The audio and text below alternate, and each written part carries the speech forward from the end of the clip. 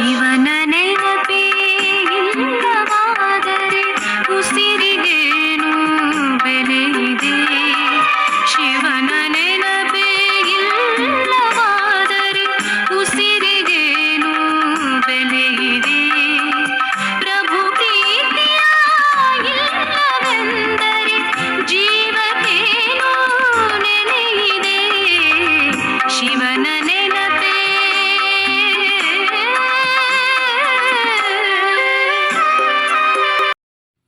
ಓಂ ಶಾಂತಿ. ಮಧುರಾತಿ ಮಧುರ ಶಿವ ಪರಮಾತ್ಮ ತಂದೆಯ ಮಧುರ ಮಹಾವಾಕ್ಯವನ್ನು ಕೇಳೋಣ. ಇಂದಿನ ಮುರಳಿಯ ದಿನಾಂಕವಾಗಿದೆ 1/6/2026. ಪ್ರಾತಃ ಮುರಳಿ ಬಾಪ್ತಾದ ಮಧುಬನ್. ಮಧುರ ಮಕ್ಕಳೇ, ತಂದೆಯ ಶ್ರೀಮತವಾಗಿದೆ, ಈ ಹಳೆಯ ಪ್ರಪಂಚದಿಂದ ತಮ್ಮ ಮುಖವನ್ನು ತಿರುಗಿಸಿಕೊಳ್ಳಿರಿ. ಜೀವನ್ಮುಕ್ತಿಗಾಗಿ ನೀವು ದೈವಿ ಮ್ಯಾನರ್ಸ್ ಧಾರಣೆ ಮಾಡಿಕೊಳ್ಳಿ. ಪ್ರಶ್ನೆಯಾಗಿದೆ, ಯಾವ ಮ್ಯಾನರ್ಸನ್ನು ತಂದೆಯ ವಿನಃ ಯಾರೂ ಕಲಿಸಲು ಸಾಧ್ಯವಿಲ್ಲ? ಉತ್ತರ, ಪವಿತ್ರರಾಗುವುದು ಮತ್ತು ಅನ್ಯರನ್ನು ಮಾಡುವುದು ಎಲ್ಲದಕ್ಕಿಂತ ದೊಡ್ಡ ದೈವಿ ಮ್ಯಾನರ್ಸ್ ಆಗಿದೆ. ನೀವು ಗೃಹಸ್ಥದಲ್ಲಿ ಇದ್ದರೂ ಪವಿತ್ರರಾಗಿ. ಈ ಶಿಕ್ಷಣವನ್ನು ಒಬ್ಬ ತಂದೆಯು ಕೊಡುತ್ತಾರೆ, ಮತ್ಯಾರೂ ಕೊಡಲು ಸಾಧ್ಯವಿಲ್ಲ. ನೀವು ಮಕ್ಕಳದು ಬೇಹದ್ದಿನ ಸನ್ಯಾಸವಾಗಿದೆ. ನೀವು ಈ ಹಳೆಯ ಪ್ರಪಂಚವನ್ನೇ ಬುದ್ಧಿಯಿಂದ ಮರೆಯುತ್ತೀರಿ.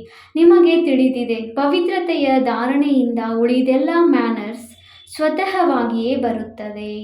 ಗೀತೆಯಾಗಿದೆ, ಇಂದು ಅಂಧಕಾರದಲ್ಲಿದ್ದಾರೆ ಮಾನವರು. ಓಂ ಶಾಂತಿ. ಮಕ್ಕಳು, ಗೀತೆಯ ಒಂದು ಸಾಲನ್ನು ಕೇಳಿದಿರಿ. ಒಂದು ಕಡೆ ಇಡೀ ಪ್ರಪಂಚವಿದೆ, ಅಂದರೆ ಭಕ್ತಿ ಮಾರ್ಗದವರು ಇದ್ದಾರೆ, ಮತ್ತು ಇನ್ನೊಂದು ಕಡೆ ನೀವು ಜ್ಞಾನ ಮಾರ್ಗದವರು ಇದ್ದೀರಿ. ಅವರು ಭಕ್ತಿಯ ಏಣಿಯನ್ನು ಹತ್ತುತ್ತಿರುತ್ತಾರೆ ಮತ್ತು ನೀವು ಮಕ್ಕಳು ಜ್ಞಾನದ ಏಣಿಯನ್ನು ಹತ್ತುತ್ತೀರಿ. ಮಕ್ಕಳಿಗೆ ತಿಳಿದಿದೆ, ಅರ್ಧಕಲ್ಪದಿಂದ ಭಕ್ತಿಯ ಏಣಿಯನ್ನು ಹತ್ತಲಾಗುತ್ತದೆ. ಭಕ್ತಿಯು ಸಹ ಮೊದಲು ಅವ್ಯಭಿಚಾರಿಯಾಗಿರುತ್ತದೆ, ನಂತರ ಕೊನೆಯಲ್ಲಿ ವ್ಯಭಿಚಾರಿಯಾಗುತ್ತದೆ. ಮನುಷ್ಯರು ಸಂಪೂರ್ಣ ಅಂಧಶ್ರದ್ಧೆಯಲ್ಲಿ ಬಂದು ಬಿಡುತ್ತಾರೆ, ಏನನ್ನೂ ತಿಳಿದುಕೊಳ್ಳುವುದಿಲ್ಲ. ನಾವು ಅಂಧಕಾರದಲ್ಲಿ ಇದ್ದೇವೆ. ಸದ್ಗುರು ಇಲ್ಲದಿದ್ದರೆ ಘೋರ ಅಂಧಕಾರ ಎಂದು ಹಾಡುತ್ತಾರೆ. ಗುರುಗಳಂತೂ ಇಲ್ಲಿ ಅನೇಕರಿದ್ದಾರೆ. ಹಾಗಾದರೆ ಸತ್ಯವಾದ ಗುರು ಯಾರು? ಸಾಧು, ಸಂತ, ಮಹಾತ್ಮ, ಭಕ್ತ ಮೊದಲಾದವರೆಲ್ಲರೂ ಸಾಧನೆ ಮಾಡುತ್ತಾರೆ ಅಥವಾ ನೆನಪು ಮಾಡುತ್ತಾರೆ. ಶಾಸ್ತ್ರ, ವೇದ, ಉಪನಿಷತ್ತು ಇತ್ಯಾದಿಗಳನ್ನು ಓದುತ್ತಾರೆ. ಆದರೂ ಮತ್ತೆ ಹೇಳುತ್ತಾರೆ, ಭಗವಂತನು ಬಂದಾಗಲೇ ನಮ್ಮ ಸದ್ಗತಿ ಮಾಡುವರು ಎಂದು.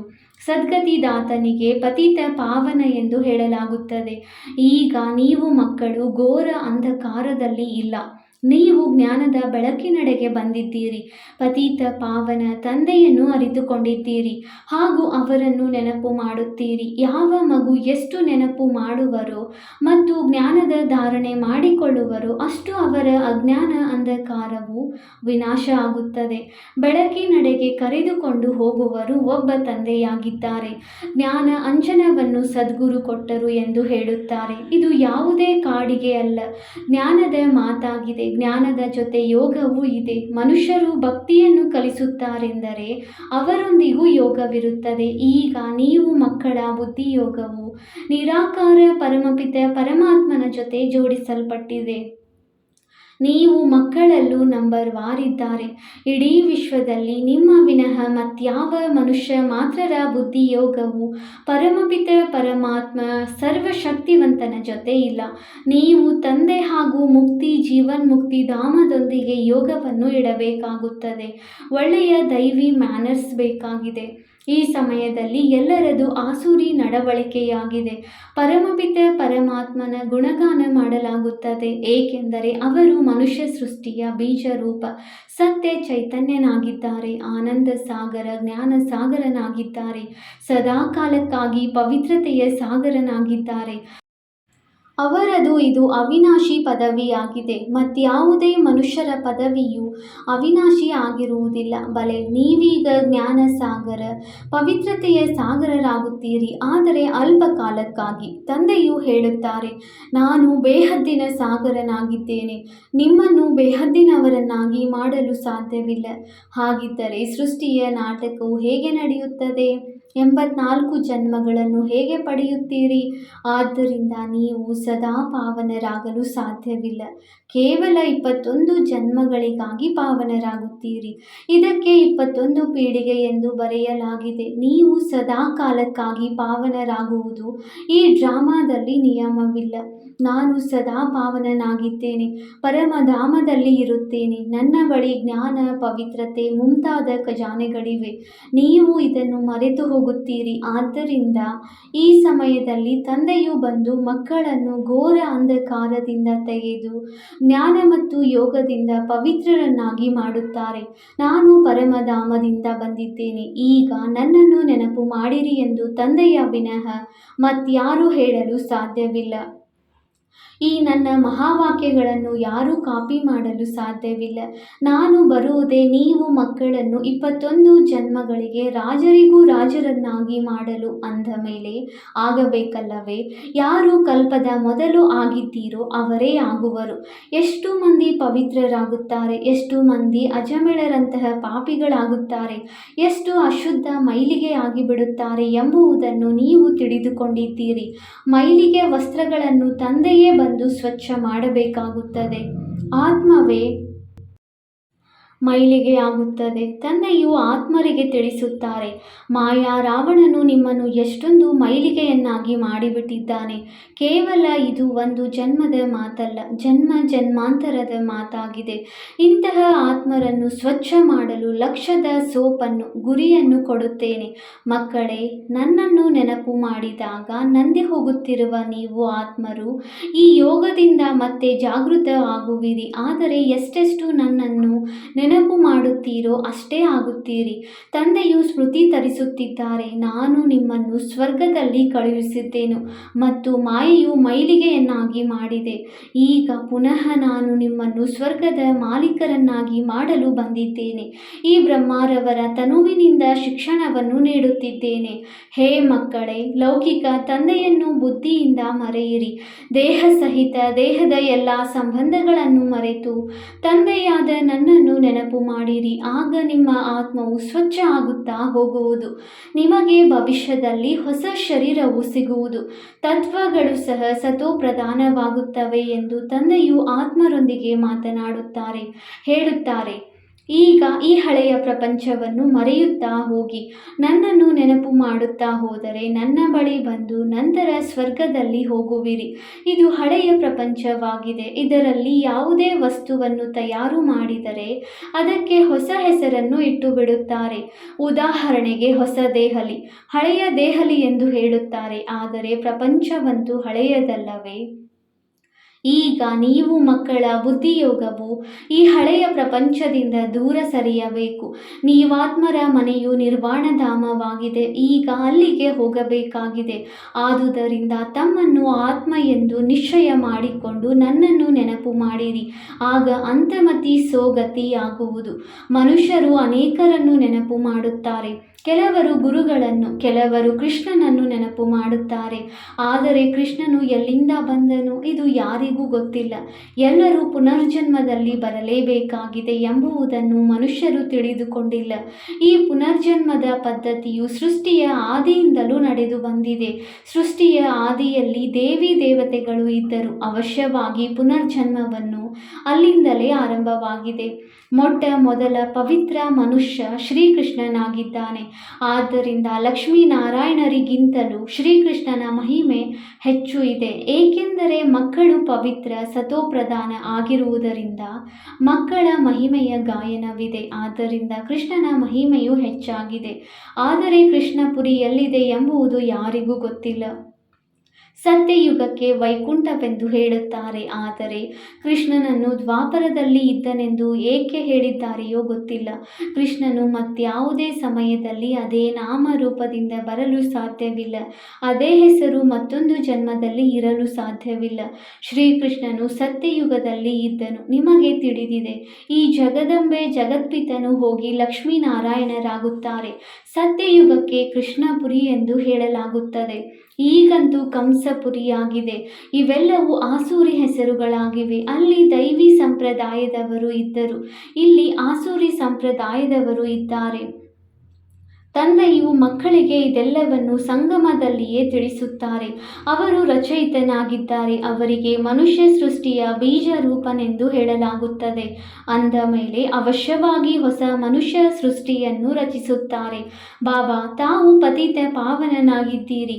ಈ ಪತಿತ ಸೃಷ್ಟಿಯನ್ನು ತಾವು ಬಂದು ಪಾವನ ಮಾಡಿ, ಪಾವನ ಸೃಷ್ಟಿಯನ್ನು ರಚಿಸಿ ಪತಿತ ಸೃಷ್ಟಿಯ ವಿನಾಶ ಮಾಡಿಸಿ ಎಂದು ನೀವು ಹಾಡುತ್ತೀರಿ.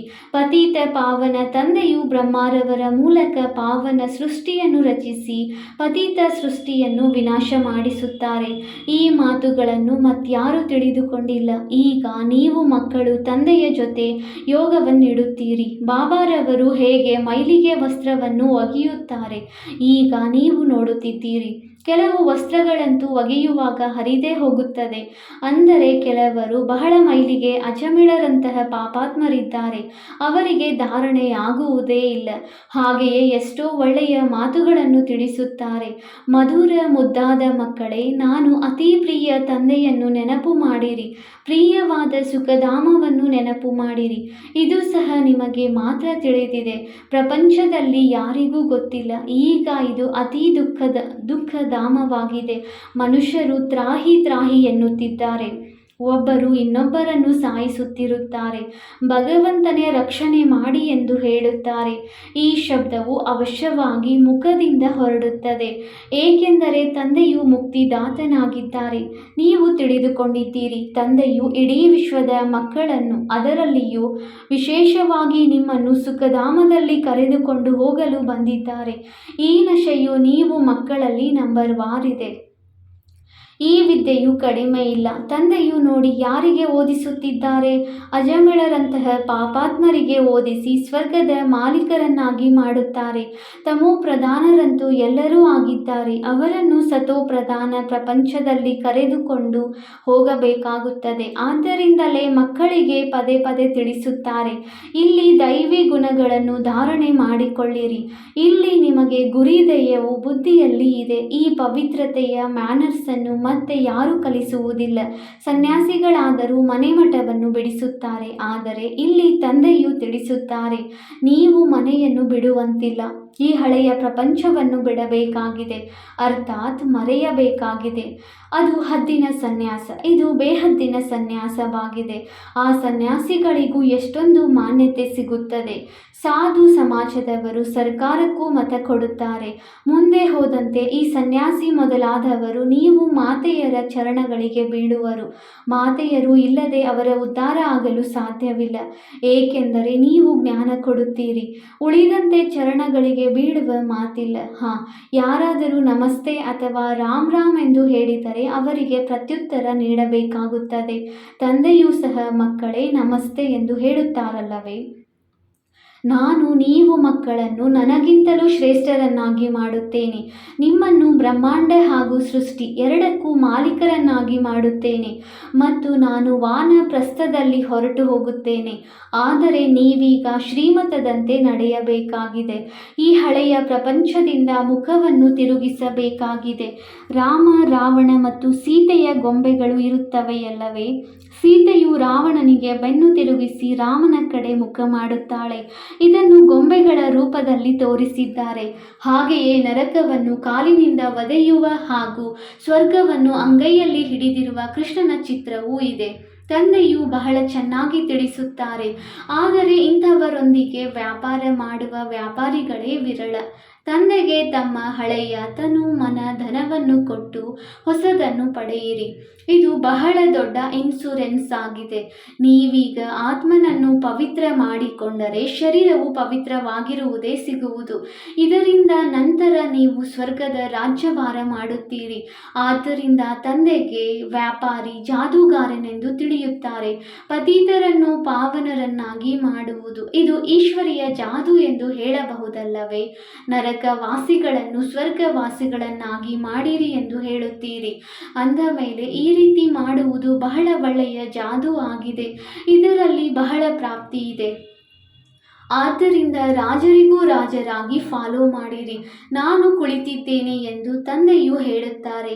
ಇವರು ಬ್ರಹ್ಮ ತಂದೆಯವರು ಅದರ್ ಕುಮಾರನಾಗಿದ್ದಾರೆ, ಮಮ್ಮಾರವರು ಕುಮಾರಿ ಕನ್ಯೆಯಾಗಿದ್ದಾರೆ. ಆದ್ದರಿಂದ ಅವರನ್ನು ಫಾಲೋ ಮಾಡಬೇಕಾಗಿದೆ.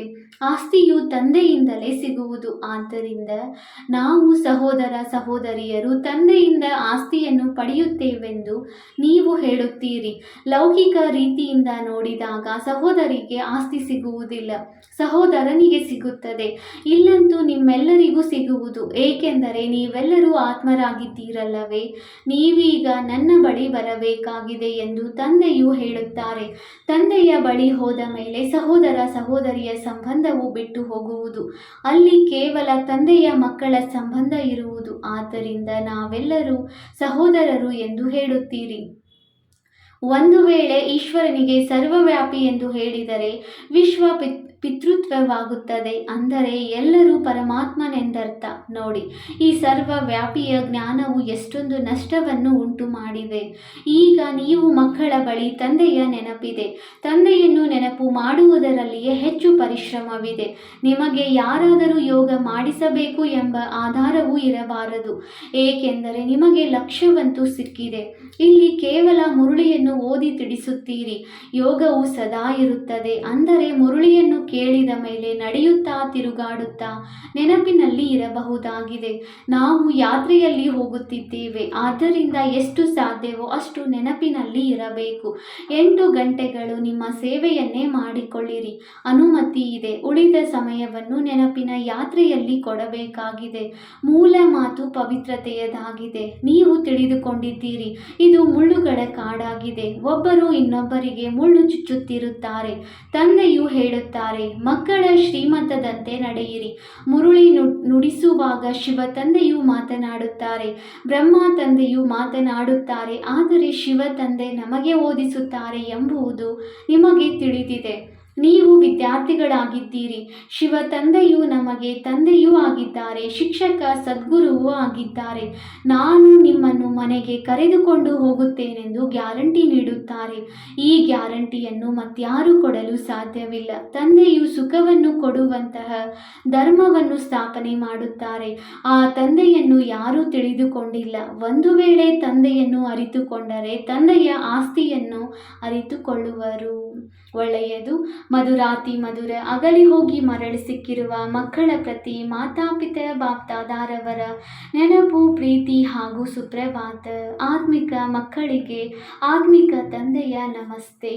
ನಾವು ಆತ್ಮಿಕ ಮಕ್ಕಳಿಂದ ಆತ್ಮಿಕ ತಂದೆಗೆ ನೆನಪು, ಪ್ರೀತಿ ಹಾಗೂ ನಮಸ್ತೆ ನಮಸ್ತೆ ನಮಸ್ತೆ. ಧಾರಣೆಗಾಗಿ ಮುಖ್ಯ ಸಾರ. ಪಾಯಿಂಟ್ ನಂಬರ್ 1, ಗುರಿ ಧ್ಯೇಯವನ್ನು ಸದಾ ಮುಂದಿಟ್ಟುಕೊಂಡು ದೈವಿ ಗುಣಗಳನ್ನು ಧಾರಣೆ ಮಾಡಿಕೊಳ್ಳಬೇಕಾಗಿದೆ. ಸತೋ ಪ್ರಧಾನ ಪ್ರಪಂಚದಲ್ಲಿ ಹೋಗಲು ಪವಿತ್ರತೆಯ ನಡವಳಿಕೆಯನ್ನು ಧಾರಣೆ ಮಾಡಿಕೊಳ್ಳಬೇಕು. ಬುದ್ಧಿಯಿಂದ ಬೇಹದ್ದಿನ ಸನ್ಯಾಸ ಮಾಡಬೇಕಾಗಿದೆ. ಪಾಯಿಂಟ್ ನಂಬರ್ 2, ಅತಿ ಪ್ರಿಯವಾದ ತಂದೆಯನ್ನು ಹಾಗೂ ತಮ್ಮ ಸುಖಧಾಮವನ್ನು ನೆನಪು ಮಾಡಬೇಕಾಗಿದೆ. ಈ ದುಃಖಧಾಮದಿಂದ ಬುದ್ಧಿಯೋಗವನ್ನು ತೆಗೆಯಬೇಕಾಗಿದೆ. ವರದಾನ: ಸರ್ವ ಗುಣಗಳನ್ನು ನೋಡುವ ಅಥವಾ ಸಂತುಷ್ಟಗೊಳಿಸುವ ಒಲವಿನ ಮೂಲಕ ಏಕರಸ ಉತ್ಸಾಹದಲ್ಲಿ ಇರುವಂತಹ ಗುಣಮೂರ್ತಿ ಭವ. ಸದಾ ಏಕರಸ ಒಲವು ಉತ್ಸಾಹದಲ್ಲಿ ಇರುವುದಕ್ಕಾಗಿ ಯಾರೇ ಸಂಬಂಧದಲ್ಲಿ ಬರುತ್ತಾರೆ ಅವರನ್ನು ಸಂತುಷ್ಟಗೊಳಿಸುವ ಒಲವಿರಲಿ. ಯಾರನ್ನೇ ನೋಡಿದರೂ ಪ್ರತಿ ಸಮಯದಲ್ಲಿ ಅವರಿಂದ ಗುಣವನ್ನು ಗ್ರಹಿಸುತ್ತೀರಿ. ಸರ್ವ ಗುಣಗಳ ಬಲವು ಸಿಗುವುದರಿಂದ ಉತ್ಸಾಹವು ಸದಾಕಾಲಕ್ಕಾಗಿ ಇರುತ್ತದೆ. ಯಾವಾಗ ಅನ್ಯರ ಭಿನ್ನ ಭಿನ್ನ ಸ್ವರೂಪ, ಭಿನ್ನ ಭಿನ್ನ ಮಾತುಗಳನ್ನು ನೋಡುತ್ತಾ ಕೇಳುತ್ತಾ ಇರುತ್ತೀರಿ, ಆಗಲೇ ಉತ್ಸಾಹವು ಕಡಿಮೆಯಾಗುವುದು. ಆದರೆ ಗುಣವನ್ನು ನೋಡುವ ಒಲವಿದ್ದರೆ ಏಕರಸವಾದ ಉತ್ಸಾಹವಿರುವುದು. ಹಾಗೂ ಸರ್ವ ಗುಣಗಳನ್ನು ನೋಡುವುದರಿಂದ ತಾವು ಸಹ ಗುಣಮೂರ್ತಿಯಾಗಿ ಬಿಡುತ್ತೀರಿ. ಸ್ಲೋಗನ್: ಬೇಹದ್ದಿನ ವೈರಾಗ್ಯ ವೃತ್ತಿಯ ತಳಪಾಯವು ಶಕ್ತಿಶಾಲಿಯಾಗಿದ್ದರೆ ಸೆಕೆಂಡಿನಲ್ಲಿ ಅಶರೀರಿಯಾಗುವುದು ಸಹಜವಾಗುವುದು. ಅವ್ಯಕ್ತ ಸೂಚನೆ: ಸದಾ ಹರ್ಷಿತರಾಗಿರಲು ತಮ್ಮ ಸ್ವಭಾವವನ್ನು ಸರಳ ಮಾಡಿಕೊಳ್ಳಿರಿ. ಸಹನಶೀಲರಾಗಿರಿ. ತಮ್ಮ ಈ ಚಹರೆಯನ್ನು ಸದಾ ಹರ್ಷಿತರನ್ನಾಗಿ ಮಾಡಿಕೊಳ್ಳುವುದು ಇದು ಸಂಗಮ ಯುಗದ ಬಹಳ ದೊಡ್ಡ ಗಿಫ್ಟ್ ಆಗಿದೆ. ಚಹರೆಯಲ್ಲಿ ಎಂದೂ ಯಾವುದೇ ಚಿಂತೆಯ ರೇಖೆ ಇರಬಾರದು. ಹೇಗೆ ಸಂಪೂರ್ಣ ಚಂದ್ರಮ ಎಷ್ಟು ಸುಂದರವಾಗಿರುತ್ತದೆ, ಹಾಗೆಯೇ ತಮ್ಮ ಚಹರೆಯು ಸದಾ ಹರ್ಷಿತವಾಗಿರಬೇಕು. ಚಹರೆಯು ಈ ರೀತಿ ಹೊಳೆಯುತ್ತಿರಬೇಕು. ಯಾವುದೋ ಬೇರೆಯವರು ನಿಮ್ಮ ಚಹರೆಯಲ್ಲಿ ತಮ್ಮ ರೂಪವನ್ನು ನೋಡಲಿ. ಇದಕ್ಕೆ ತಮ್ಮ ಸ್ವಭಾವವನ್ನು ಸರಳವನ್ನಾಗಿ ಮಾಡಿಕೊಳ್ಳಿರಿ. ಸಹನಶೀಲರಾಗಿರಿ. ಓಂ ಶಾಂತಿ.